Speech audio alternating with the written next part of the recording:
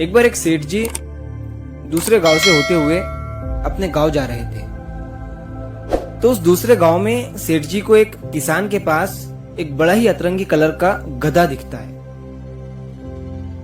सेठ जी उस गधे को देखकर खुश हो जाते हैं और उस गधे को देखते ही उनके दिमाग में एक आइडिया आता है।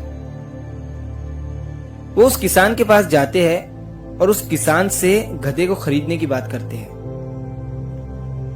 किसान सेठ जी से कहता है कि सेठ जी ये बड़ा ही अतरंगी कलर का गधा है, मैं इसके पूरे 1000 रुपए लूंगा।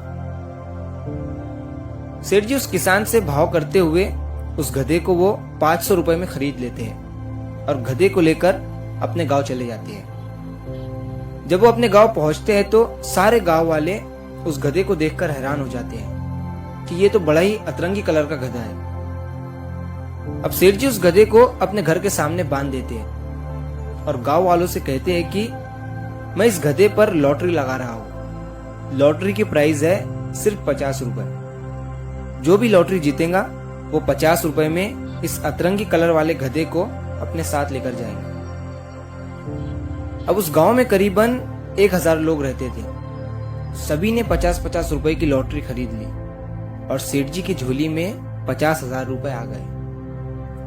अब गांव वालों में से एक आदमी जो है वो लॉटरी जीत जाता है और जब वो गधे को ले जाने के लिए सेठ जी के पास आता है तो सेठ जी उससे कहते हैं कि देखो, गधा तो अभी बहुत ही बीमार हो चुका है और कभी भी मर सकता है और इसमें तुम्हारा ही नुकसान हो जाएगा। तुम एक काम करो, मैंने वो गधा 500 रुपए में खरीदा था, तुम ये 1000 रुपए रखो और वैसे भी तुमने तो लॉटरी 50 रुपए में ही खरीदी थी, उसके बदले तुम्हें 1000 रुपए मिल रहे हैं। अब वो आदमी सेठ जी की बात मान लेता है और खुशी खुशी 1000 रुपए लेकर वहां से चला जाता है। अब यहाँ पर सेठ जी भी खुश, वो आदमी भी खुश और बाकी के गांव वाले भी खुश, ये सोचकर कि हमारे तो 50 रुपए ही गए हैं। अब इस पूरी कहानी को सुनने के बाद मुझे आप बताइए, इस पूरी कहानी में रियल गधा कौन है? इस पूरी कहानी में अगर रियल गधा कोई है तो वो है गांव की जनता, जो ये सोचकर लॉटरी खरीदने लगी कि 1000 लोगों में से मैं ही लॉटरी जीतूंगा।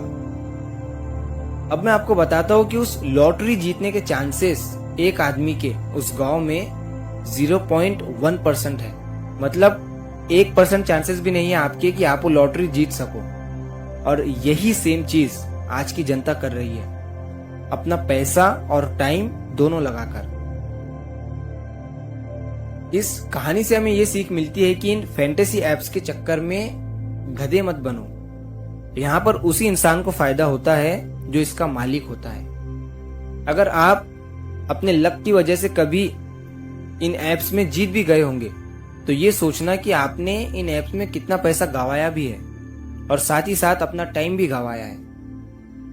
तो अगर आप इस कहानी को और भी लोगों तक पहुंचाना चाहते हो तो इस वीडियो को लाइक करिए और इस वीडियो को ज्यादा से ज्यादा लोगों तक पहुंचाइए। और अगर कहानी अच्छी लगी हो तो हमारे चैनल को सब्सक्राइब जरूर करिए। मिलता हूं मैं अगली बार इसी तरह की कहानी के साथ। तो सब्र करो, शुक्र करो और जिंदगी में आगे बढ़ो।